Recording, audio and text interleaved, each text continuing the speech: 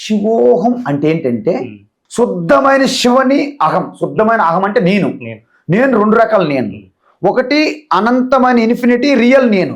దాని వెనక దాని మీదకంత చొక్కాలు జాకెట్లు అన్ని పెట్టించుకొని అహంకారం అనే కర్త జీవాత్మ రూపంగా నేననే వ్యవహారం చేస్తుంటాం.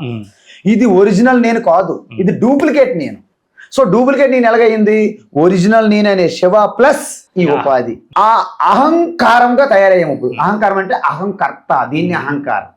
అహంకర్త అనే భావం. నేనే చేస్తున్నాను, నేనే కట్టిస్తున్నాను, నేనే తయారు చేస్తున్నాను, నేనే సంపాదించాను, నేనే పెంచుతున్నాను. ఈ నేను సంకుచితమైన నేను ఉంది కదా, అంటే వాళ్ళు వేరు నేను వేరు, రామ వేరు కృష్ణ వేరు నేను వేరు ఉన్నది కదా.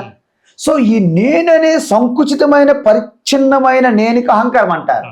సో ఈ అహంకారం నుండి కర్త భోక్త అనే కారం తీసిస్తే శుద్ధమైన అహం మిగులుతుంది. ఆ శుద్ధమైన అహం పేరు శివ. అంటే నేనే ఒరిజినల్ శివ.